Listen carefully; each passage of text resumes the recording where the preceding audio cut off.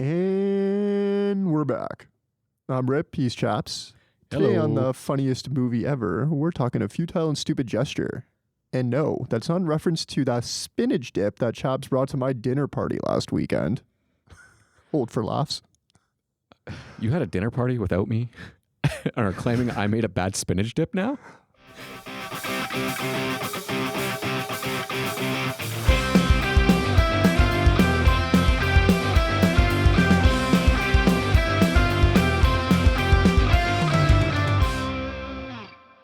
But first, Chap Daddy, how are you doing? What are you watching? What's new? I feel like I didn't watch a lot of stuff in between this episode and last episode. I was going back through my letterbox. I was like, what did I do this week? And all I can remember is that we saw the Order together, you and I. We did. At TIFF. Jude Law is so fucking back. He's back. Yeah. Other than that, I rewatched Batman Begins. I saw that last night. Yeah. I was in a Batman mood for some reason. You Okay. know? That ever happened to you? You just feel like Batman? Strangely, yes, which I feel like you weren't expecting me to say. I almost watched The Dark Knight, I want to say like last weekend. Right. But then I saw the runtime and I was like, nah. It does have a lengthy runtime. But then like you probably do this too. I'm sure I ended up watching like 2 movies, which is more than the runtime of The Dark Knight. So I mean, fuck me, right? You're just like, oh yeah, these ones are both hour and a half. No problem. Not a big deal. I can do that. I feel like I've watched so many movies in the last like 2 weeks because it's been a while since we've done this, right? Right. Yeah. I've been on a bit of a Tony Scott roll. Ooh, tell me more. Crimson Tide. I haven't seen I that always get it one. mixed up. Crimson Tide, and then what's the other one? The Hunt for Red October, right? Yeah, I've which seen The which is Hunt. not Tony Scott. Yeah, I mean it was good. I mean they're all entertaining, right? Like his filmography is just full of bangers. Honestly, if I were to like someone were to tell me like gun to your head, Tony or Ridley, I might go Tony. It's 100% Tony. Like Ridley's got a couple of alien movies that are great. I was gonna say, like, and then it's like I don't. What are you gonna do? Watch Alien like 17 times, or watch like Unstoppable? It's true. Unstoppable is a sick movie. Is this an action podcast? Yeah. Speaking of action, the new Gladiator trailer came out today. Did you catch that? I'm off trailers. You're off trailers. I'm off trailers. I did see it came you out. Kicked the habit, eh? But I'm off trailers. Why? Because they're like, first of all, is it this movie? Something recently came out. Oh, it's Thunderbolts? Yeah, the Marvel That's a thing, thingy? right? Yeah. And it's like, oh, new teaser, 4 minutes long. I hate when it's like, new teaser starts now. And it's like, I didn't need you to tell me that it's starting now. I clicked on the video myself. I Like, mean, I probably do because I'm doing something else while I'm doing something because yeah, fair. men love to do stuff while they're doing stuff. That's true. This is true. I didn't watch the trailer either. I just thought maybe you might have seen it. I saw it came out. Actually, my girlfriend told me it came out, and I was like, I should watch that for the pod tonight, and then didn't.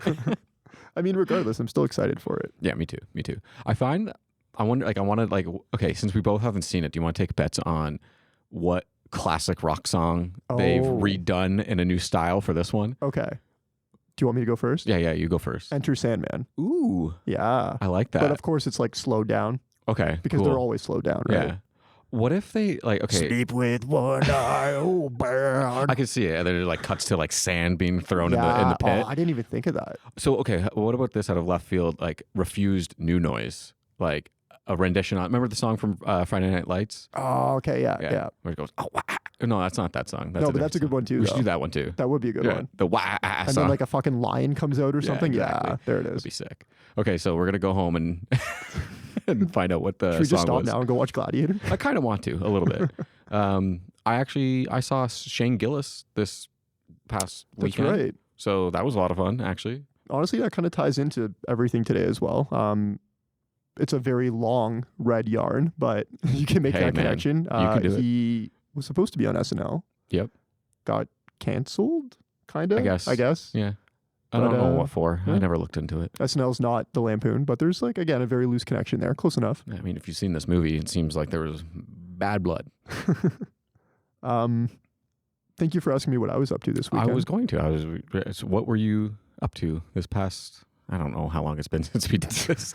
My partner and I, we escaped to the Burbs. The Bubs. The Burbs. Her dad is away for his 60th birthday. Is he doing something sick? He's in London. Hella skiing. Pretty cool. It's so funny. He's a really funny guy. Yeah. I was trying to craft like a birthday text because it's like the least I can do since he's letting me stay in his castle for the weekend. And so in my perfectly crafted text to him. I asked him if he tried to make the King's Guard laugh. To which he responded, no, I couldn't get close enough, so threw rocks instead. That's a good bit. I like that. So instead, I committed assault.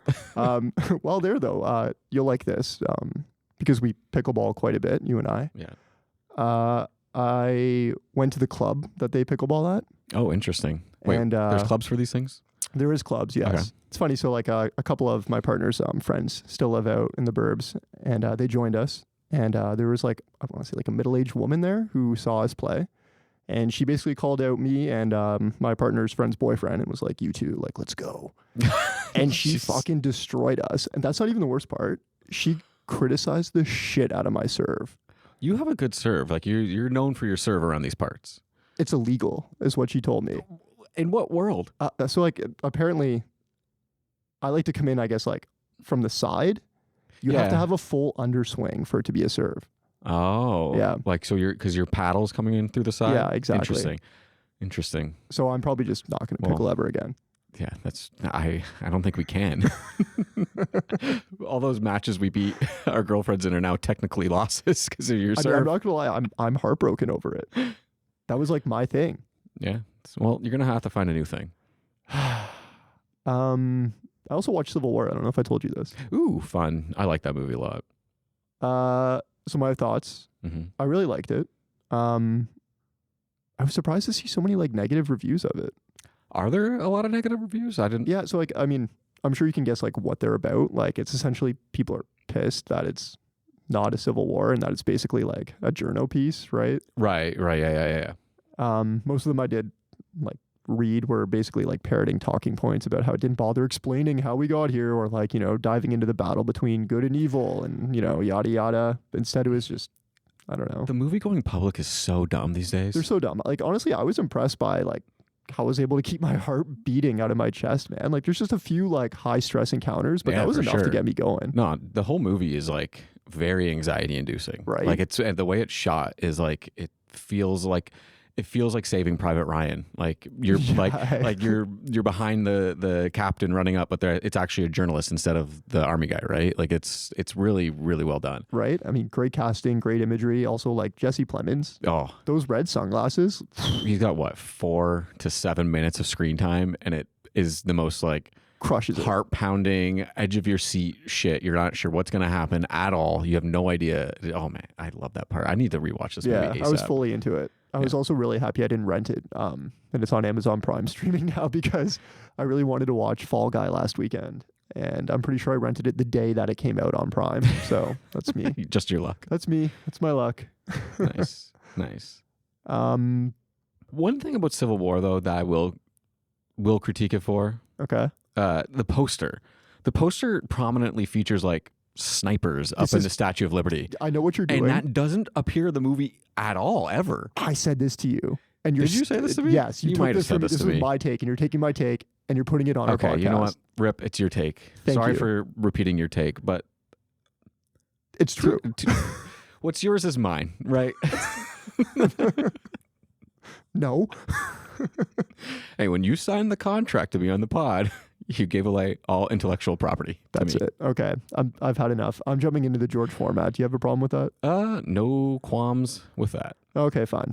For those who are new, here's the George format today. We're going to talk casting because there is a shit ton of people in this movie. Yes, there are. We're going to dissect the movie, discuss some final thoughts, hit each other with our noms for funniest scenes. We will declare an MVC, that's most valuable comic. Then I'm going to pick your brain with a little game, our head-to-head rivalry here, where we're going to see how this movie faces off against movies of its archetype and those that came out in the same year. Nice. Finally, Writer's Room. I'm really excited for this one. Writer's Room's always a good time. It's always a good time. Always a good time. I feel like I never do it properly, but hey, we're having fun. Yep. Yes, we are.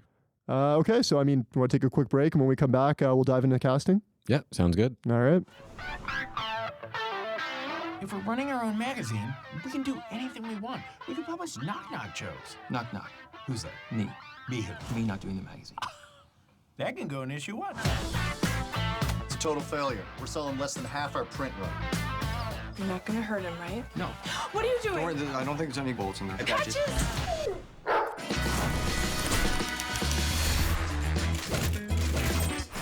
The Mormons are protesting. The feminists hate us. What do we do to the Catholics? Liza Minnelli? We are being sued by Disney. Maybe it wasn't such a hot idea to have Minnie Mouse flashing her tits. She has pasties on. And we're back. You like the long, drawn-out ands. I don't know what you're talking about. We're talking A Futile and Stupid Gesture. In the 1970s and 80s, National Lampoon's success and influence creates a new media empire overseen in part by the brilliant and troubled Doug Kenny.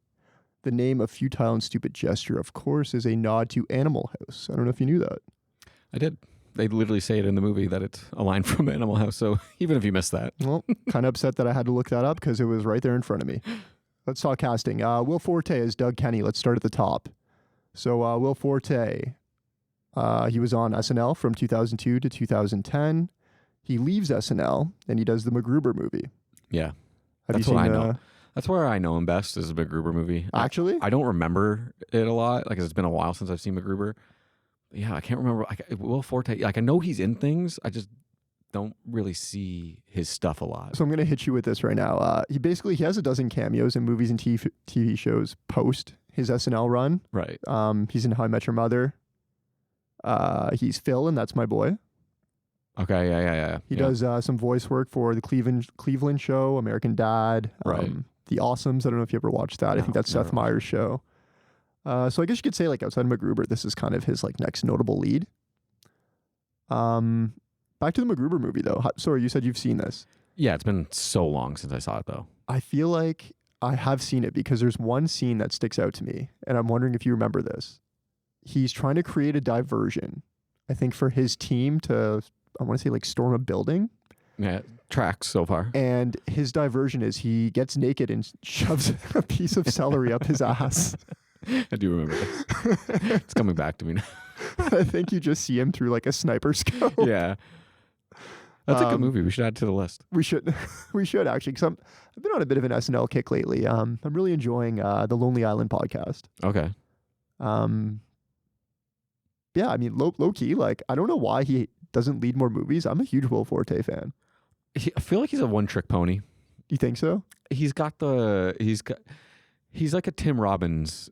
I knew you were going to say Tim Robinson, yeah, because I was just about to say he's like that guy. He's not as annoying as Tim Robinson, though. So I would honestly say he's more annoying than Tim Robinson, and I love Tim Robinson. Just fucking yells all the time. That's his only thing. That's all he's got. He's really smart and clever, but then he just drives it into the ground. We're not having this conversation right Yeah, now. one day we'll have it out. Do you like him as Doug Kenny? I think it works. Yeah, I think no matter who you're casting in this movie, it's gonna work because they're doing. The director, you're going to get to this, but they're doing the same thing in like Wet Hot American Summer. Okay, and did you know that the director does do Wet Hot American Summer? Exactly. Okay, yeah. Like, so we'll talk about him now. David Wayne, he is known for writing on Mad TV and Wet Hot American Summer. He also directed Role Models. I don't know if you knew that. True. Yeah. The lost episode. Yeah. His bit is not old with me. The whole casting older people to play younger people. Yeah, it always gets a laugh out of me. Yeah, and like this movie is very much like it doesn't matter if these people look like the people. They don't care. And that's part of the charm of the movie. It is part of the charm. Like, I saw a lot of stuff online of people being like, this movie doesn't take itself seriously. It's just like, you guys are reading way too hard into this movie. It's supposed to be like Doug. And Doug was a bit. If you're complaining about the actors not looking like the person in a comedy, like... You're at the wrong movie. What are you doing? Yeah, what are you doing? You're at the wrong movie. You shouldn't be reviewing this one. They should have sent the other guy. Yeah, it's a big sigh for me. Domhnall Gleeson as Henry. I'm a big Domhnall guy. So I'll admit it, I'm not super familiar with his work. I'm going to hit you with some notable gigs for the uncultured like me. Okay. About Time. Yeah, seen it. That's where I know him from. He's Bill Weasley in Harry Potter. Yep. And of course, you nerds will like this. He's General Huck in the new, much better Star Wars. I'm just kidding. It's actually General Hux. It's General Hux. It's General in the new, Hux. much better Star Wars. Yeah. What? I wasn't paying attention. Was that a bit? Go back and listen to it, and then at 1 a.m. I'll get an angry text from you. I was getting upset that you were saying his name wrong, and that's all I could think of. I wrote it wrong intentionally so that I could hit you again with calling it the new better Star Wars, but that's fine. You could say what you want about those films. I don't think they're. I don't like to talk about them a lot. Domhnall Gleeson though, like I will say about this though, when I do see him, he fucking completely disappears in his role. Yeah, he's one of those like Gary Oldman types. Where Yeah, he you know, that's a really good comp. He like, you're not sure what he actually looks like, but then you see him, like, oh yeah, he looks like a Weasley. Yeah, Because I like he's- his look in this a lot. yeah. Again, I have no idea if that's what Henry Beard really looks like, but no clue. it worked Also, for me. What a great name, Henry Beard. Henry Beard is a good name. Yep. Yeah. Last but not least for casting, and we'll cover some cameos as we go along. Yep. But I want to talk about the actual Lampoon. So you and I took a trip to Boston probably, like 15 years ago? Was it that long? Jesus. Yeah, like a decade. Yeah, honestly, it might have been like close to somewhere between 10 to 15 years. Yes. Yeah, holy fuck, that one hurt. Yeah, eh? you just fucking aged me a lifetime in 1 second. We did do a tour of the campus. I want to say we did see this house. We also said the same thing about seeing the window that Zucks wrote the code on for Social Network. But I don't think we actually did. So I'm like, maybe. Fuck, what's that house called? Kirkland House. Yeah, Kirkland House. Kirkland House. We saw a Kirkland House. We saw a Kirkland House for sure. Did we see the Lampoon House? I feel like I think it's off on a side street somewhere near the campus, and I think we just like by chance walked by it with no appreciation whatsoever for what it is. That would. The reason why I'm doubting this is because if I knew that, I would have called it out and made it a bigger Do deal. you at think the so? time. Like 15 years ago, were you like as big of a comedy nerd as you are now? Yeah, like I grew up watching Caddyshack and Animal House because of my dad. Like Okay. I would have been like, I probably would have stopped and took a picture of it for my dad. Like That's a good point. Yeah, Maybe we didn't see it see it. Maybe we did. I don't. Boston. Yeah, Boston. A long time ago. Boston. Boston. Anyway, some notable members. You tell me if any of these guys ring a bell to you. They're not going to. Conan O'Brien. Oh, that guy does. I started with him on purpose. Michael Schur. No. That's the creator of The Office and Parks and Rec. Hey, great shows. He's Mose in The Office. Oh, okay. Yeah. Okay. Al Jean. No. He's the showrunner for The Simpsons from seasons 3 to 4. Now I can picture it on the TV credits. Yeah. Yep. And again, 13 to 32. I think one of his more notable episodes is the Bleeding Gums Murphy episode. Oh man, that one hits That hard. hits hard, it's like a right? drama. I want to say, and let me know if you remember this, he left between seasons 4 and 13 primarily to start The Critic. Was that the one with John the Lovitz. Yeah. Because they took the character from Simpsons and did that. Yeah. It stinks. It stinks. Yes, Mr. Sherman, everything stinks. And last but not least, Colin Jost from SNL. Yeah. See, I'm terrible with writers' names. I should know more about I them. mean, the most notable thing about him is that he's married to ScarJo. Hey, good for him. Exactly. Yep. Do you want to jump into some cameos here? We can talk about it now, save it for later. Yeah, let's sprinkle it in as they appear. All right, cool. With that, I'm going to take a quick break because I am thirsty.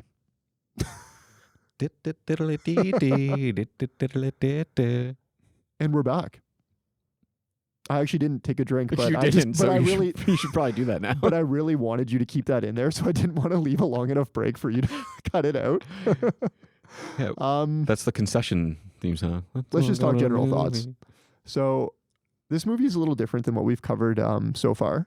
We're dealing with, I guess, a biographical comedy here. Biographical? Yeah, is that a word? it's like a pseudo documentary dramatization thingy, right?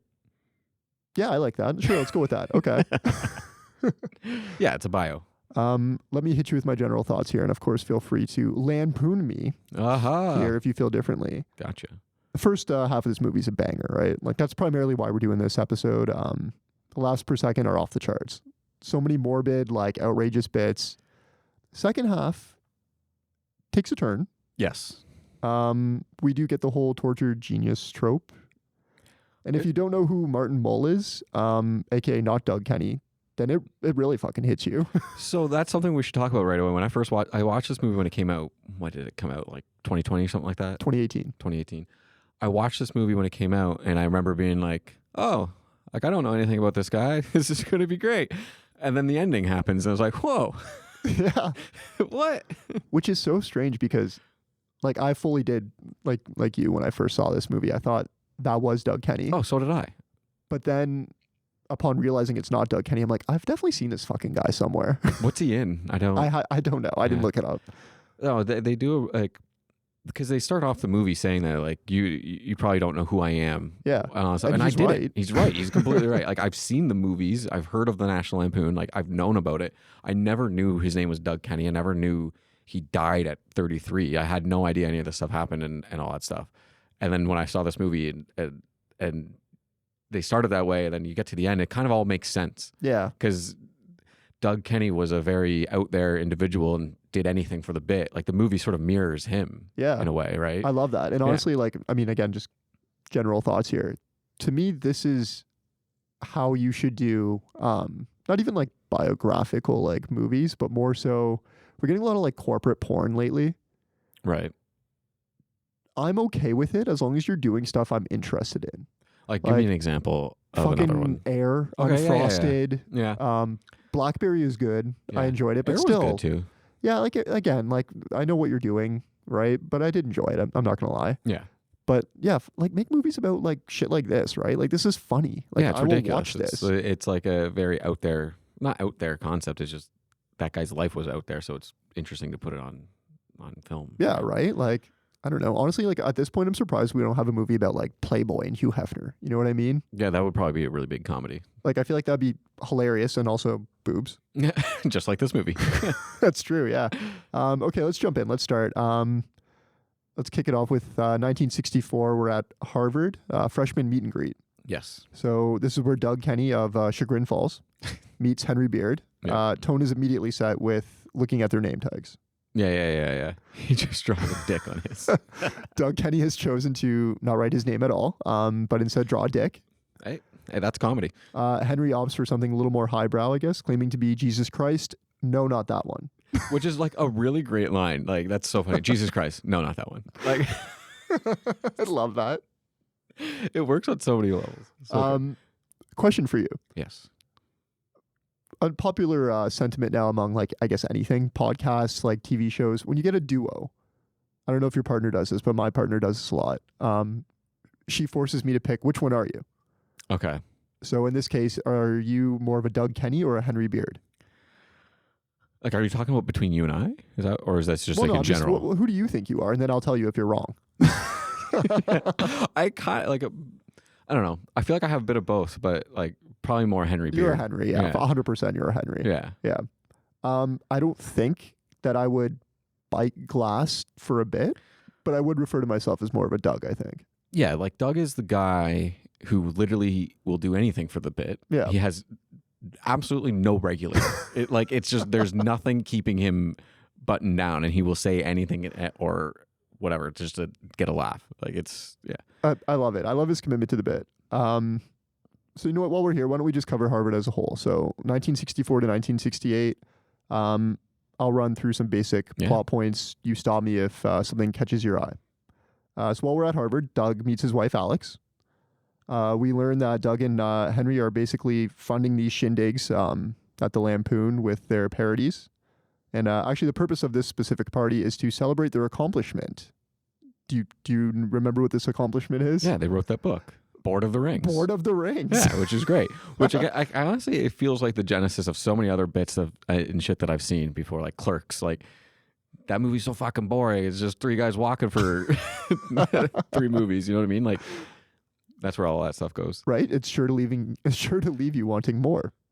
So, God damn before they get to the book reveal, though, there's one part that I really love for just no reason. Yeah, hit me. Whatever this house is that they're in has that secret staircase. I knew you were going to say this. Actually, I love a good secret staircase. That's not what I thought you were going to say. The trap door that they come out of. Yeah, that's what I mean. The whole okay. staircase trap door thing. Like, what was that? Where was that? Can I have one? Do you think? No, they probably don't let you like do tours of the house. Because I would love that. Is it real? Is that a thing? Well, yeah, it's a real house.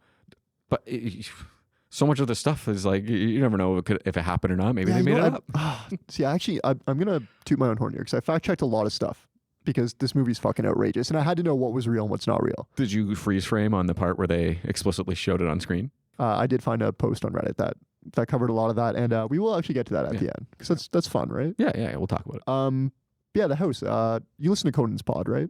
I've listened to it. Every once in a while, like, he gives like little tidbits and stories about the house. And one that sticks out to me is, I think there was like a party going on or something, and he was telling us how I think he was writing bits or studying, one of the two. Probably bits. And the doorbell's ringing and it's ringing and it's ringing. And he's like, oh, God damn it. Okay, fine. I'll go get the door. And it's just a guy delivering a bunch of fucking nitrous. Like laughing gas? That's amazing. And I mean, he tells it way better than I do, obviously. But he's essentially like, hello, sir. Like, this is nitrous. Yeah, I'll sign. And he's like, the guy's looking at him like he's a fucking acne-faced, like, tween, right? It's hard to picture what Conan might have looked like back then because he even says this on his pod, but like he looks like he was born the way he is now. Like I love that. Like he looks like he came out of the womb as a fully formed man. I need to know at what point he decided like, I'm going to commit to this hairdo.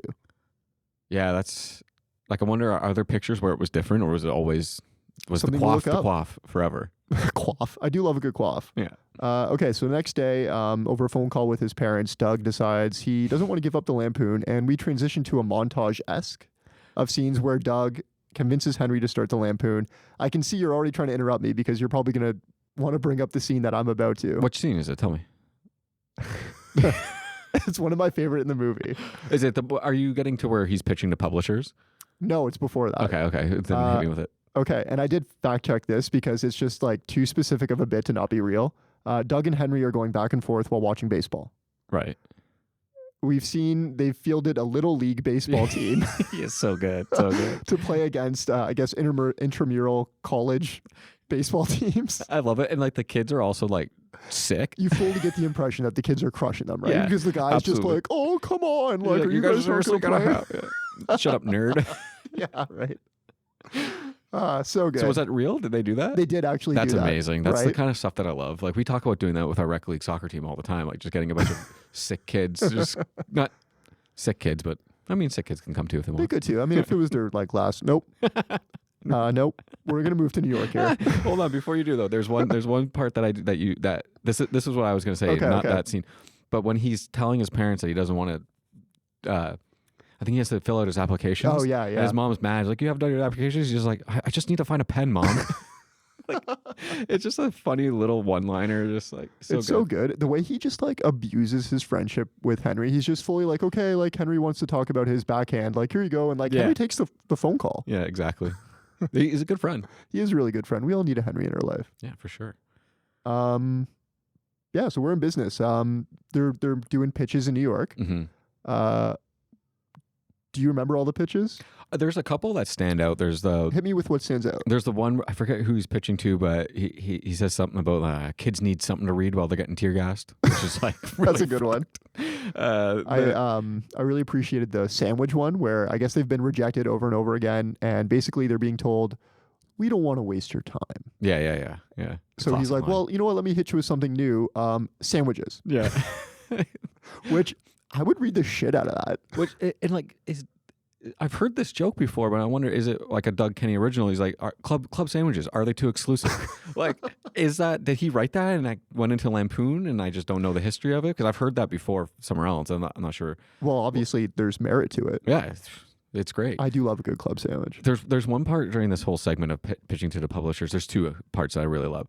There's one where I forget who they're just leaving, but I think Henry wants a copy of the magazine, and the guy's like It's the sandwich one. yeah, he's really trying to stop him from taking it, and Henry's just like, give me this. Like, it's just like one of those, like, I love moments like that in movies. It's a little laugh. It's like if you turn your head, you're gonna miss it kind of thing. And the other one that I really, really love, I don't know if you're gonna get to this, but I think it's when they finally find the guy that's gonna Maddie Simmons. Yeah, Maddie Simmons, and they're gonna close the deal, and he's gonna help him light his thing. And instead of striking the match, he opens his Zippo and lights his match instead of lighting his cigarette for him, which I thought was just so great. Like, just that moment encapsulates probably what that guy was. You know what I mean? 100%, Like yeah. that is Doug Kenny in a nutshell. It's so good. And Maddie Simmons, what's his name? He's a really good that guy. Yeah, he's the doctor in The Matt Walsh. Hangover. Yeah, that's it. Yeah, doctor in The Hangover. He's in Veep. Yeah. So good. And like honestly, like again, like throughout this whole, pitching process, like how good is Domhnall Gleeson playing the straight man, right? Like it's chef's kiss deadpan comedy. Yeah, he's great. He knows exactly what his role is. Okay, so let's talk Maddie Simmons, right? So He was either the first or the last person they pitched, depending on if you ask Doug or Henry. Yes. Yeah. He is the exec for Weight Watchers. I love. Was that real? Is that true? Like, what the fuck? It has to, again, It's like, so funny. I actually didn't bother fact checking this because it's too specific to be made up. Yeah. Yeah. Flattery. Like, they just get to him by saying, like, oh, all the other guys Yeah, we've the pitched, when we have classic. offers, they all say, hey, you want funny? Maddie Simmons is your guy. He does the whole bashful homie. They said that? So we're in business. Let's talk office and staff. So if you're anything like me, which I know you are because we've known each other forever, like, this is your dream. Yeah, the whole writer's room brainstorm part Like, was just the best. hey, here's an office for you guys. Go out onto the streets of New York, find other funny people, Yeah. sit in a circle, and pitch your ridiculous ideas to each other. I wish I wrote down more of them, but I was just I was like in the moment just enjoying it. Like got you. I didn't want to take myself out of it. I got you. Okay, so we're gonna talk staff. So Michael O'Donoghue, which we know later joins SNL as well. The block of text for him is he is somebody who wrote dirty comic strips for Underground Papers. I would love to know what Underground Papers are in New York. Anyone can get their hand on a printing machine. We have a comedian from England named Tony Hendra. Yeah. Apparently he wrote for Ed Sullivan. From the advertising world, hey, there you go. Hey. Ann Beats. And then I like this one, even though I can't really say his last name. Brian McConaughey. He's just described as a weirdo. Hey. Sometimes you need a weirdo in the room. I'm actually really curious as to why this person wasn't included because, I mean, arguably he's one of the most famous people included. John Hughes. Oh yeah, I saw his name because they flash up on the screen. Exactly, all the yeah, other right? writers who've been with him over the years, and John Hughes is a Like, pretty prominent name. Yeah, I mean, I don't know. What is Breakfast Club, Ferris Bueller's Day Off? Yeah. Let's talk about our first roundtable. How about that? Yep. We got 8 weeks to go before we put out an issue. I wrote down some of the ideas tossed out there because I let you enjoy the movie and Yeah. Thank you. opted to lend you a hand here. Not hosting has its perks. I know. God damn. Dr. Seuss story concerning the sexual awakening of a young toucan. Sure. A baby book for war. Yeah, baby's in Vietnam. baby's first wound. Baby's first wound. I don't know if you noticed this because this one does make it into the publication. Baby's first funeral. Oh my god. That really fucking got me. Let's talk issues. The first issue is awful. Okay. Right. It doesn't sell. The artwork is horrible. Yeah. And for some reason there's a duck. Yeah. Well, I don't know what that mascot on duck was it. doing. So they have to fire the art directors, even though the art directors have plenty of acid from my understanding. And they hang out with David Bowie. Oh man, they're gonna make me do a bunch of acid if I fire them. I could take care of it. Yeah, you don't have to do the acid. No, it's okay. The new artwork is deadpan, so I guess it's not fighting the humor, which Yeah, I hey. couldn't agree more. I mean, when you do, I don't know if that's what actually happened, but when you do compare the copies, it is much funnier. Yeah. Being like, I guess, more realistic looking and not. Yeah. Like they didn't really show much from the first issue to other than the cover. Yeah. So it's like really hard to compare I don't know what it looked like before, but I'm sure it was just all a bunch of. It probably was Doug Kenny's mind spilled out on a page and just it completely indecipherable. It looked horrible. But in line with, I guess, some of the ideas I mentioned, Dr. Seuss, baby's first funeral. Yeah. Our first issue features a baby floating in the pool. A lot of dead baby jokes.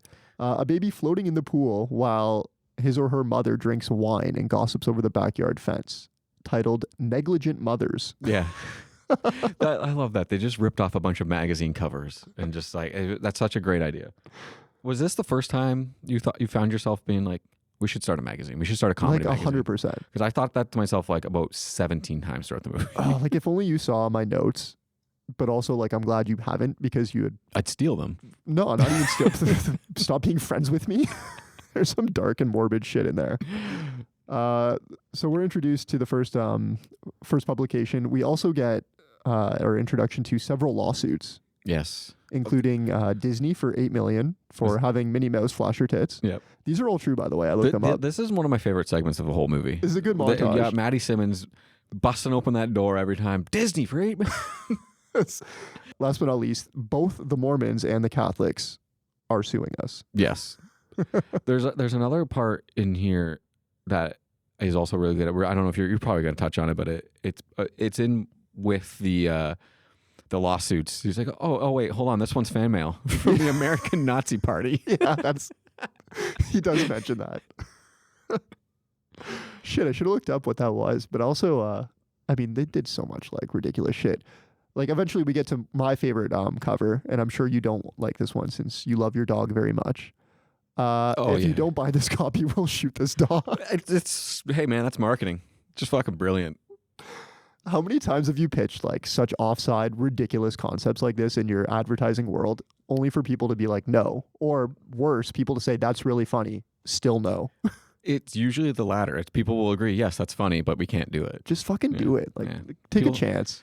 People don't get it. No, they don't. So things are going great. That's the basic idea here. We transitioned into a fantastic bit and cameo appearance by Ed Helms as Tom Snyder. Okay, yeah. So I had to look it up because, again, I'm not old as fuck. I'm only old. Tom Snyder had his own talk show that basically came on after The Tonight Show. Right. So Doug is being interviewed by Tom Snyder, played by Ed Helms. Ed Helms is clearly not having any of Doug's shit, and Doug hits him with this long-winded speech about how Doug is not unlike someone else who experienced persecution and had big, grand ideas. Yeah. Of course, he's referring to Dracula. It's so funny. Like you think you're like, okay, where's he going with this one? And then when he lands it with Dracula, it's just so absurd. You just laugh. Like it forces out a laugh. It's funny, not only because it's absurd, and I mean, I was obviously thinking Jesus Christ.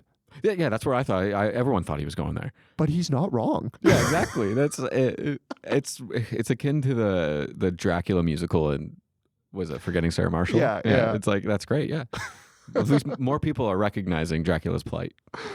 Did you say plight? I did. Oh, good for you. That's a great word. Yeah, I don't even have word of the day toilet paper. Okay, it's 1973. We're going to talk the next big project by the Lampoon, the radio show. So while we're here, I'm going to list off some comedians that were a part of this. We have Gilda Radner, okay. SNL. Bill Murray, yep. SNL. I know that guy. John Belushi, SNL. I know him. And Harold Ramis. Hey, Ghostbuster. Yeah, who would later direct such things as Caddyshack. And last but not least, Chevy Chase. Yep. So let's talk cameos here. Joel McHale as Chevy Chase.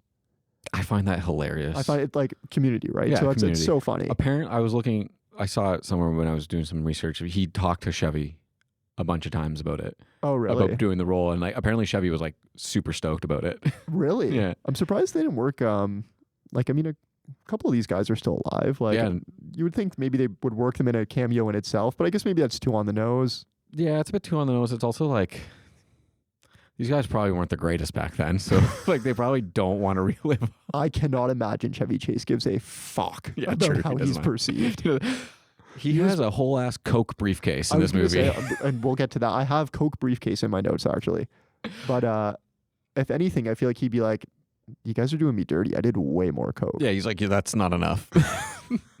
It's not even near enough. I want to talk about the first bit that we get on this radio show. Yeah. Would you like to do the impression of Ed Sullivan having steel needles injected into his eyeballs? Yeah, it's just a bunch of yelling the whole time. What's even better is like it's somebody wrote a script for that. Like he's Yeah. He's reading it off a page. He's also like, because that guy, that's the guy that, who is he? He shows up in like I Love You Man, right? he shows up in a lot of stuff. Yeah, he's the Burrs and I Love You. Yeah. It's just funny seeing that guy do that. This is where tension starts to really build, right? Juggling a magazine, a radio show, cocaine acid, and of course, I guess trying to keep up with Chevy Chase and Belushi.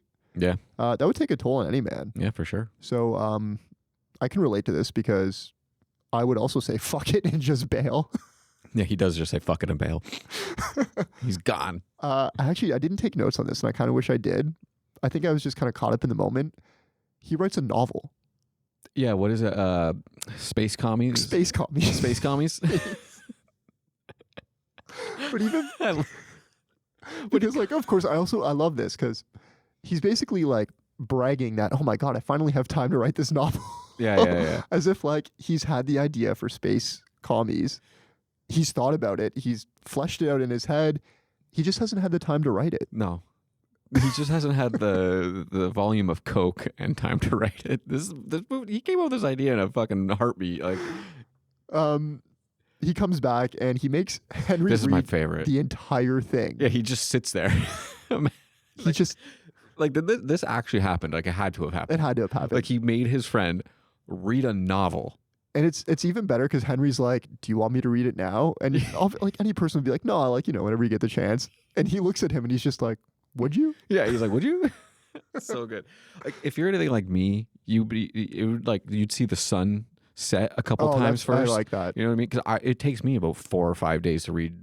If I'm reading it straight through, I could read it in 4 or 5 days. But Henry sat there and read it in an afternoon? Right? And you know what? Maybe it's just good writing, or maybe it's the chemistry, I guess, between the two actors. But the way they read each other, Henry just like looks at him, and Doug's like, okay, I know it's bad, and he just tosses it in the garbage. Yeah. I love that. Like, it's such a like simple, subtle way of just showing us like these guys are boys, right? Yeah, they get each other. I have a note that I wanted to ask about because I don't know what it's in context to, if it's coming up or not. But there's a moment when, what's the one guy? I just want to know if you caught this. Yeah. What's the one guy? I think he's got glasses, and there's something happening, a commotion in the writer pen or whatever, and he's eating a banana. Did you see the way he was eating the banana? Oh, I didn't. But it's the weird guy though, right? Yeah, it's the weird guy. He's eating a banana and he has it peeled as you would normally peel banana, but at the same time he's squeezing from the bottom, so the banana is like fucking Yoplait tube. Yeah, exactly, like a Yoplait tube, or like what were those fruit sucker things that you push from the bottom? Like, I'm like, what the fuck is he doing? There's so many little moments like that in this movie, and like honestly, this is why I did pick this, because I love bits. Yeah, and if I could make a career out of this, I mean, I wouldn't be doing this fucking podcast, that's for sure. Hey, man, you gotta start somewhere with podcasts. But again, like just the first half of this movie, it absolutely slaps. Yeah, I mean, the first half, like, I like this movie and I enjoy it, but the first half of this movie just makes me want to watch the Lampoon movies. You know what I mean? Actually, okay, so we'll get to this. Yeah. I mean, we're getting to it. Let's just get to it now. So if you did enjoy this, be sure to check out the book that it's based on. Okay. Yeah. I'm going to order this book because I don't really read, but I've been getting pressured to read before bed instead of just scroll my phone for get an hours. Audiobook. Get an audiobook. I can't do the audiobooks. You did the Seth Rogen one. Yeah, but I gotta find like a narrator that I can like gel That's with. fair, yeah, dude. The narrators are hard. Anyway, so there's a book based this is based on a book. And then also, I didn't know this until doing research. There's a documentary called Drunk, Stoned, Brilliant, Dead that apparently dives deeper into the whole history of the Lampoon. That'd be cool. Yeah, That'd be cool to check out. I didn't write down the date, but I want to say 2015. So like shortly before this. Yeah. Yeah. Okay, so moving on. Doug does come back eventually, as we discussed, his novel's in the trash. Yep. He tries to like kind of join in, I guess, again, pick up where he left off, but it's not really working. He's pitching ideas that have already been done. Yeah, exactly. They've already covered that ground. Henry, being the great friend that he is, offers to put him on a special project. And, whether he's just looking for, Doug's natural innate talent with this, or if he's just trying to spare him embarrassment, him and PJ are put on the yearbook. Yep. I absolutely love this idea.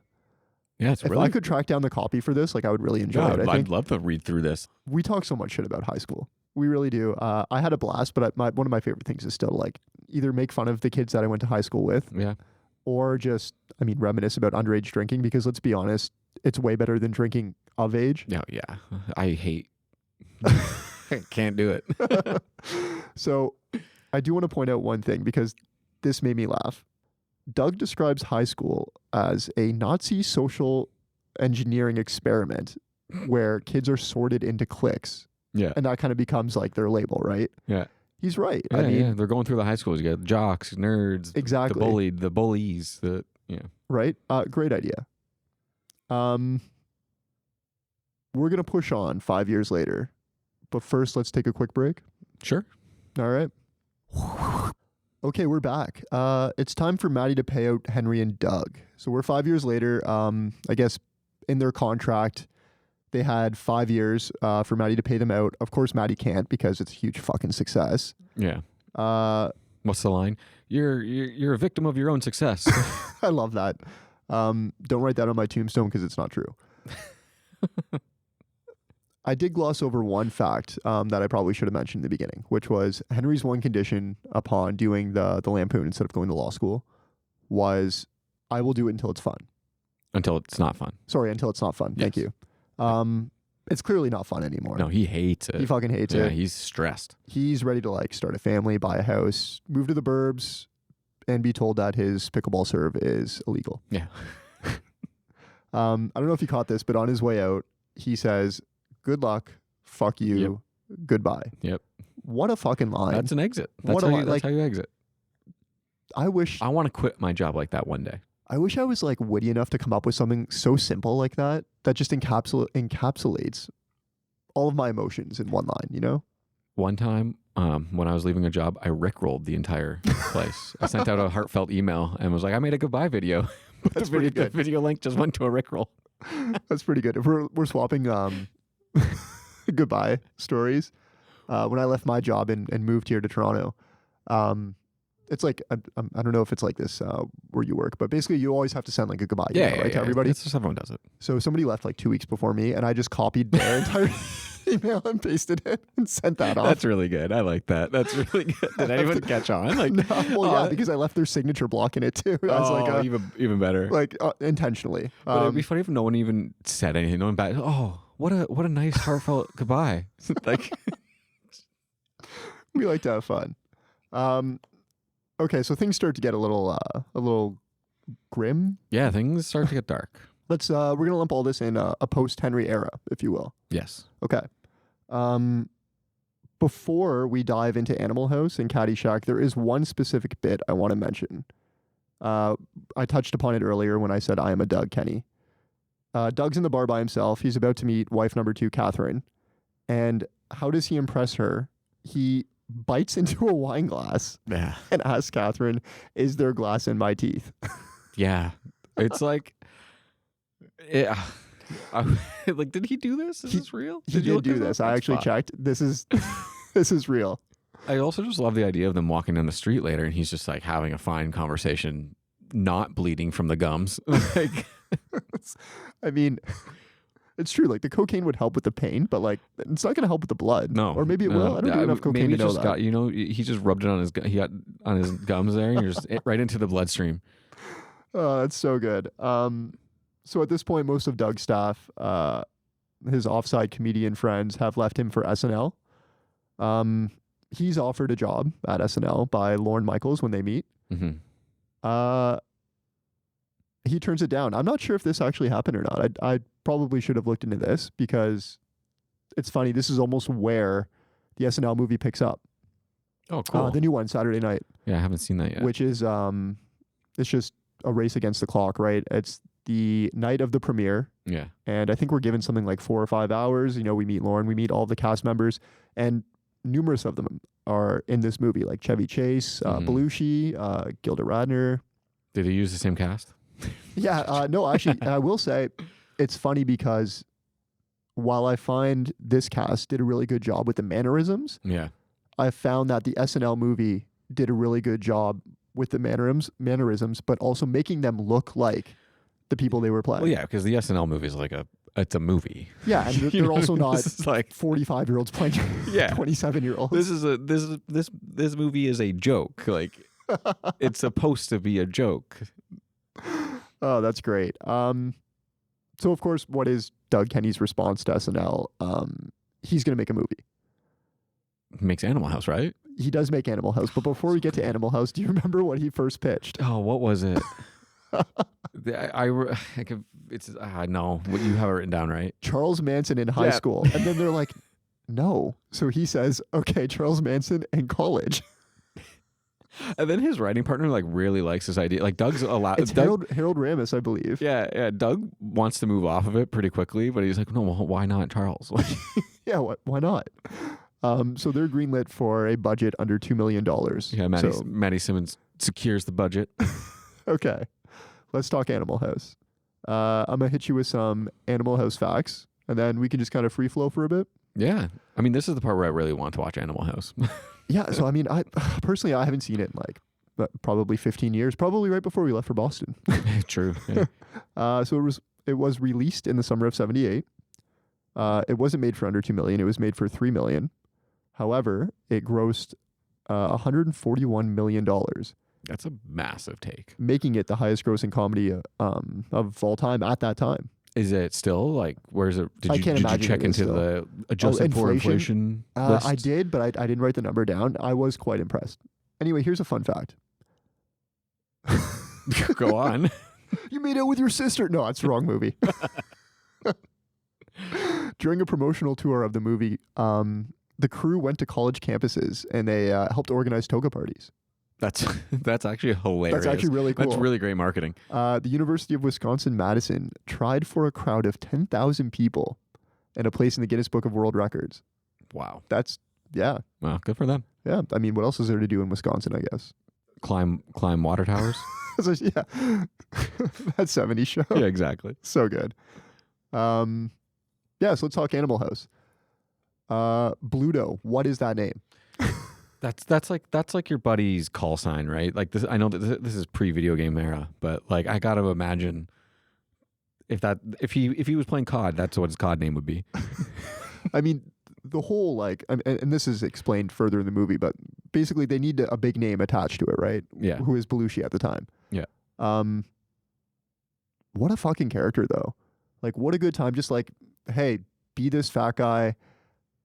Be perverted. I have to imagine this is literally just John Belushi at the time, and they're just kind of like, go for it. I think that was a lot of them at the time. Like they were just like, yeah, just be you, but in this movie. Like, there's so many offside scenes. I guess like the iconic him climbing up the ladder to look in the sorority window. Yeah.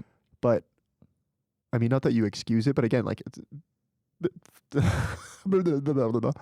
product of the times. Have you ever seen like Revenge of the Nerds? Yeah, I have. I don't really remember Animal House because it's been so long since I've seen it.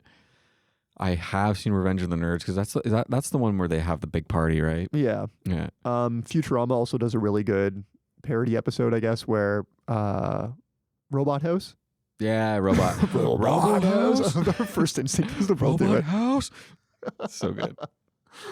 Oh man, that's a good. The best part in feature. Animal House is when he pops the zit.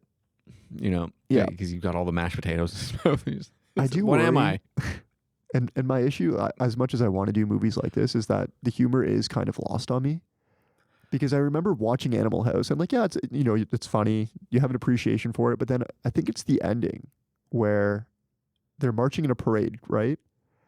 And they just kind of march into a wall.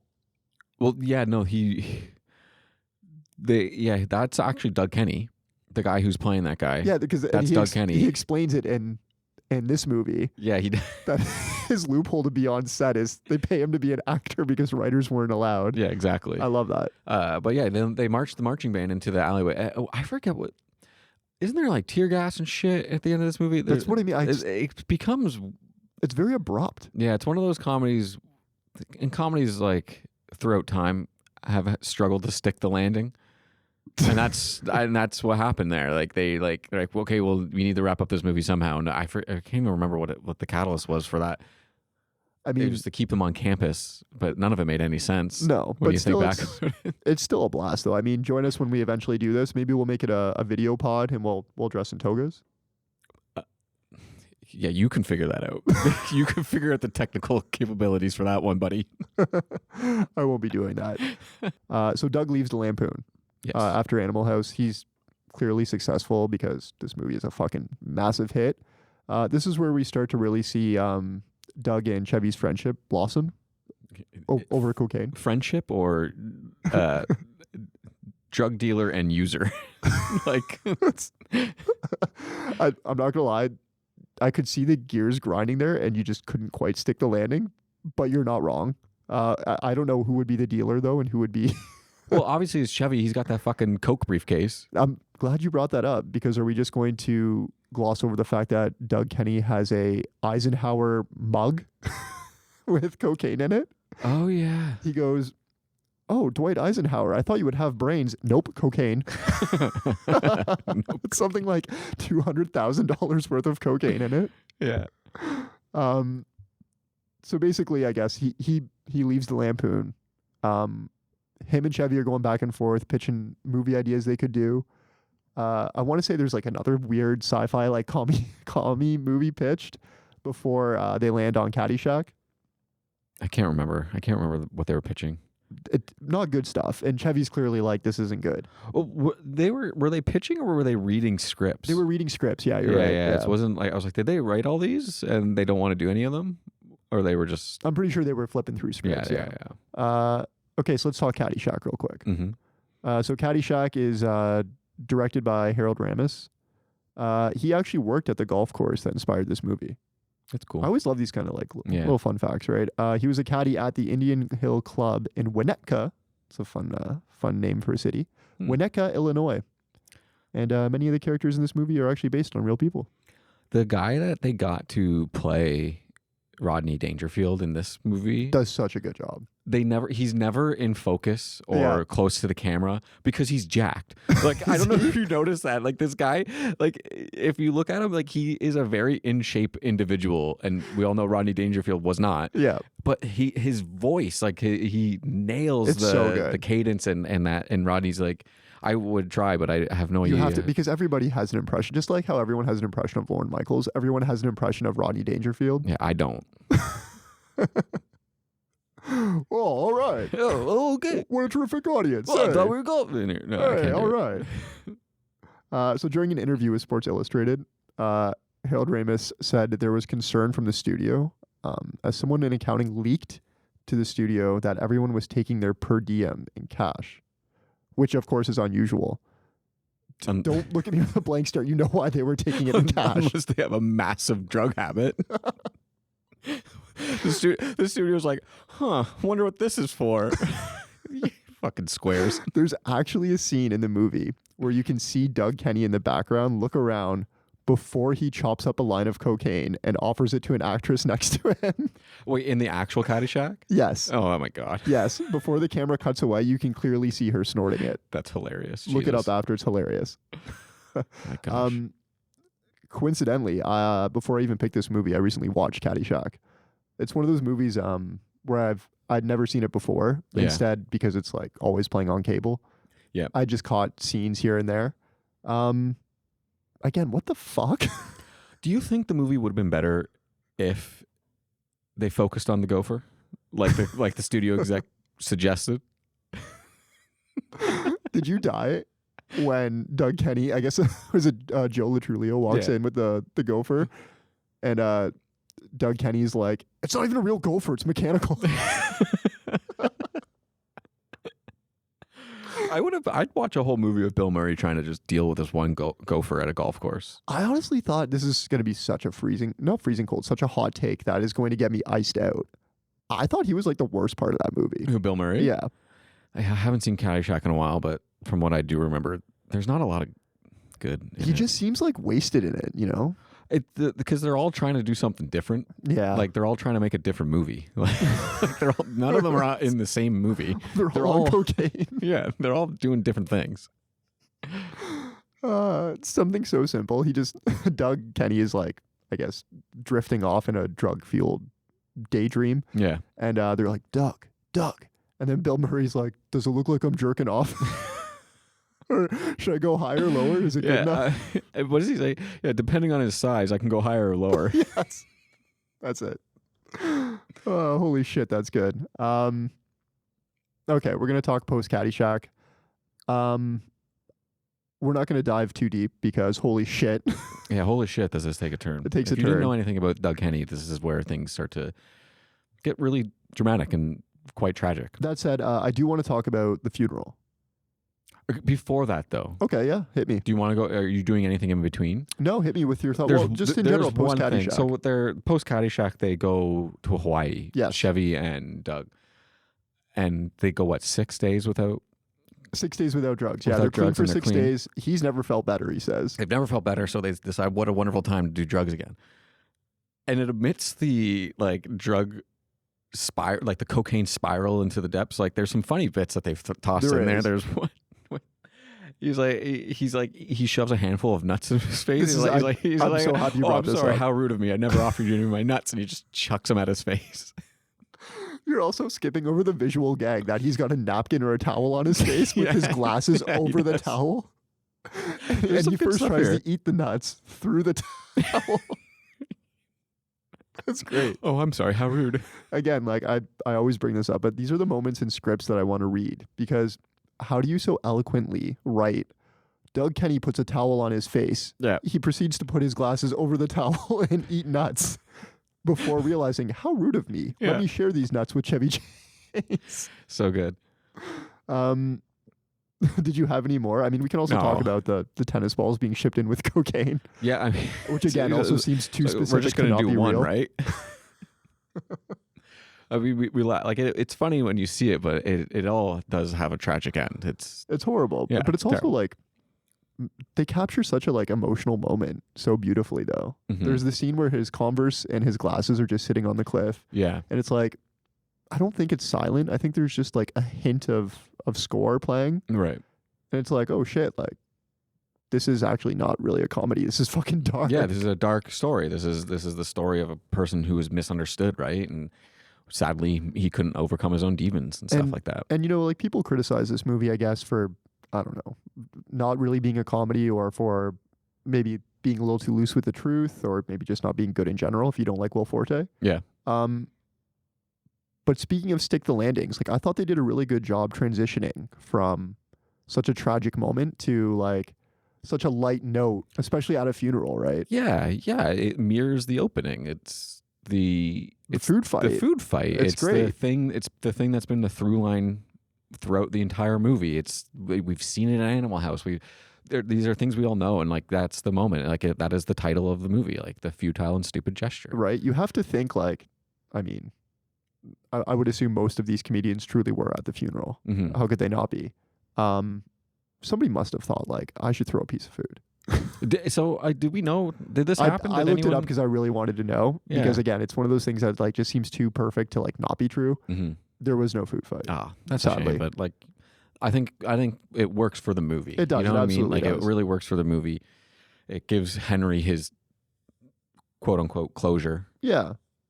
Do you want to hit me with some final thoughts before we move in to best scenes and MVC? Yeah, I mean, for me overall, like when I think about it, this movie is really like it's good. It's got great moments, but it just makes me want to watch the Animal House movie. You know what I mean? Like I'd rather watch the movie than this movie, sort of thing. For sure. And like we'll get into head to head. I'll throw a couple more Lampoon movies at you because they do have a bunch of classics, right? Yeah, and it's just it is. I think the one thing in this movie it sort of fights with itself a lot, where like it wants so hard to be a comedy, but it is dealing with such a tragic story that it's hard to find that line. But I think they do it quite well. Like For I sure. think they find a way to make the movie as funny as the person was, and then be a good send off as well at the same time. If that makes any sense. No, it does. And honestly, like I'm really excited to read the book just to see. Yeah, I mean, I guess what's true yeah, and what's not. I guess on that note, I will hit you with some pieces from the block of text that did appear in the movie. Okay. So Doug's brother died while he was in college. Oh damn. Henry was actually a class above Doug. They didn't meet at a freshman mixer. Board of the Rings was published after the duo graduated Harvard. That said, there was also no persuasion of Henry to do the Lampoon. He was down from the He was get-go. completely in, yeah. Okay, best scenes. Right. Do you want to start or you want me to start? You kick it off. I have a top 3. Okay, I didn't do a top. I just wrote down some bits that really made me laugh. I top 3, whatever order. For me, the first writer's room Yeah, is just great. a hell of a lot of fun, just hilarious. Like I've been in a situation sort of like that for writing ad stuff, and it's just fun when you get in that scenario. Those are the kind of like moments in movies that I could just sit back and like watch them riff. Like I could do 2 hours of them just sitting around pitching ideas and then like making fun of the guy who has a bad idea. Because like, it happens. He's like, Nixon, every time he lies, his nose gets bigger. And then everyone's just like staring at him and he doubles down and goes, you know, like Pinocchio. And they literally laugh him out of the room. It's so good. I mean, we kicked off the pod with it, but the Jesus Christ name tag is hilarious. Yeah, that's so really good. It's really good. The interview scene between Ed Helms as Tom Snyder. Yeah. So funny.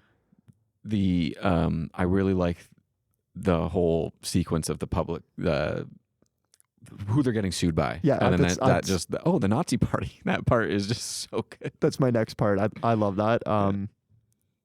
Fuck, did they really do a publication of Minnie Mouse showing her tits? Probably. Like and the worst part is like, how fast do you think they thought of that idea? It was probably one of the first ideas they had. Like 100%, right? That's pretty good. If you had to pick one scene as your top one, what is it? It's probably the writer's room. Yeah. Yeah, that just kind of it gives you everything you need to know. It does give you everything. And I mean, honestly, like you count like who's getting sued into that as well. Like it's just all one big. It's true. It's all one sequence, right? So good. Okay, we're going to take a break, and when we're back, I'm going to hit you with head-to-head. Okay, sounds good. Cool. We're back with head-to-head. Today, I made sure to pick movies you've seen, because in the past, you haven't seen some of the movies I've picked. Which I guess naturally means they're not as good as the movie we're watching. I mean, you never know. Okay, I'm going to hit you first with the Lampoon movies. Yeah. Caddyshack. Better than this movie? Yes. No. Okay. Animal House. It's hard to say because I haven't seen Animal House in so long, but I would be inclined to say yes. Okay. I wanted to watch that movie while I was watching this one. For sure. National Lampoon's Vacation. So there's a couple of them. I'm referring to the one where they go to Wally World. However, I will open the floor to any others. All of them are better than this movie. Really? Yes. European? Yes. I don't know. I mean, I haven't seen European in a while, so maybe I'm wrong there. But I mean, Clark and the Big Roundabout is pretty funny stuff. Oh, that is a good scene. There's a lot of good, and like even Vegas is great. Christmas Vacation is great. Vegas is great. Well, I mean, Christmas Vacation is all time. Yeah. So yes, all of them are better. Yeah, I mean, I don't know. Out of those ones, I would personally say European's the weakest. Yeah, I would agree with that. And I would say this might be on par in my opinion because I enjoy the bits in this. I think ultimately more than I enjoy the bits in that. You see, the thing for me that I would love to go back, like I feel like a lot of the bits in this movie are from the movies, are from like Animal House and Caddyshack, and we just don't know it. I mean, that's can't remember. It's a fair call. Last but not least, Van Wilder. I haven't seen Van Wilder in ages, but I remember laughing a lot at it. We do say write that down a lot. We do. Write that down. 2018 movies. I'll say yes to Van Wilder. Tag. Yes. I like Tag. Okay. Game Night. Yeah. I'm just going to say it. Game Night's overrated. I enjoy it, but like, fucking get off its dick, everybody. This is weird coming from you because I know you like Game Night. I do like Game Night. You've talked up Game Night a lot to me. Whenever somebody is like, oh, there's no good comedies anymore, the first movie everybody says is Game Night. Fucking get over Game Night. Do you wonder why that is? I don't care. It's because there are no good comedies anymore, and Game Night's one that stands not true. out. There's plenty of comedies. Like in the last 10 years, no. Listen, I'm not saying like go watch Strays, but there are other comedies out there that are. Yeah, I get what you're saying, but like Game Night is probably the best of them all. We're not doing this. The Spy Who Dumped Me. I don't think I've seen that. This is the one with... Is that Batista's in that? Or is that the other No, Spy? this is Kate McKinnon and Mila Kunis. No, I haven't seen that. Okay. I don't think that's as good as this movie. Doesn't sound like it. I don't think it's as good as Game Night, but there are other comedies out there is my point. There are, yes. I will agree with that. Are you ready for Writer's Room? Heck yeah. Okay, do you want to explain to the audience what Writer's Room is? So Writer's Room is the part of the pod where Rip and I give each other prompts to come up with a movie. We give an actor, a genre, an object, or a goal. We're kind of messing around with genre. I think we're going to maybe just keep it to comedies. Who knows? I don't know what Rip's got for me next week. But last week, Rip gave me Jeremy Strong, a stoner comedy, and skydiving. Oh, I completely forgot what I gave you. So kudos to past me. That's a good trio. Yeah, it was a great trio. I have to preface this with, I came up with this movie thinking that Jeremy Strong was actually Mark Strong, who I like way more. You know who Mark Strong is. I do, yeah. He's I know Merlin in The Kingsman. Like, yes. That's who I thought you gave me. Okay. And when I gave you Kendall Roy. Yeah, and so that is lost on me because I haven't seen Succession either. So when I was coming, I wrote all the stuff down, and then I went, you know what, I'm gonna Google Jeremy Strong. Maybe it will give me some ideas. And I was like, that's not the guy I was thinking of at all. So did you write it for Mark Strong? Oh yeah, I wrote it for Mark Strong. That's but totally, I mean, I will allow it. It works either way. So in this movie, Strong plays Ricky Richardson, a self-proclaimed. I fucking hate that you name your characters. He's a self-proclaimed stoner hippie who works as a skydiving instructor. And Ricky actually owns this skydiving school, and he uses it as a front to spread his homegrown herb in the coolest way possible. That's right. The high diver will land wherever you need your bud. Is it So high he's diver like a reference to diving in pools? No, because he's a stoner. He's the high diver. Oh, fuck. That was totally wasted on me, and I love it. So yeah, this is a movie about a guy who owns a skydiving school and delivers weed by The high parachuting diver? to you. This is The high diver. this is what Pool Man should have been. Yeah. Like something ridiculous like this. Yeah. This is honestly, I would watch the shit out of this. This is a good idea. So I've fleshed out a little bit of stuff here and there. Okay. I have a problem for him to kind of tackle. So maybe the cops catch on to his operation. Okay. And his solution to this is, well, they can't catch me if I'm in the air, so I'm going to go up, smoke all my dope, and then not get in trouble because it's gone by the time I land to the ground. Makes perfect sense. I have a couple bits. So every time Ricky takes like a couple people up to like practice skydiving, Yep. he always packs the bags beforehand, like himself, Mhm. and he fills them with joint samples. So it's just joints stapled to business cards. So whenever these shoots are deployed, it just spreads his business card around. That's a good bit. I like that. Maybe we got some like mid skydive bong rips. You know, it's Yeah, just that's like cool visual. You got to figure out a way to make the water work. Yeah. There's some physics involved there. And then a montage of Ricky just landing in the most ridiculous places to deliver weed. That's almost and one that I thought of was you know that movie that came out called like The Tower or something like that. It's like two chicks trapped on the top of this like cell tower. Yeah. He lands up there with them and like gives them weed, but base jumps off and doesn't save them. Hey. That's a good one. Yeah, so that's my movie making this week. That's pretty good. You always bring your A game, eh? I try. You do. Chaps gave me Christopher Mintz-Platz, who I will refer to as CMP because his last name is just it's those words don't belong together. No, they don't. They don't. So he gave me CMP, a comedy, and teacher. Nice. Of course, my first instinct is, how do I do what you don't want me to do? So this is what I'm going to hit you with. CMP is, he's kind of overacting, like he's done with it, but he figures, hey, I might as well collect a paycheck, cashing in on my fame. So he decides to be an acting teacher. Can I ask a question? Yeah. So CMP's playing himself. He's playing himself. Nice. Yeah. I like that. I feel like people are over this trope, but I can't get enough of it. Hey, you do what you like. I will. This is your writer's room. So the catch is he's never really had much range in his career, obviously. He's like McLovin. Yeah. And then he's, what's his name? I want to say Scooney in Neighbors with the really big dick. Yeah, he's McLovin and everything. Sure.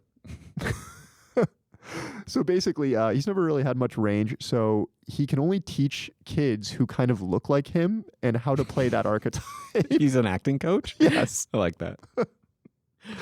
So, at first he's pretty whatever about it. Like he's like, oh, fuck these kids. Like these kids are a bunch of nerds, even though, of course, they look like him. Mm-hmm.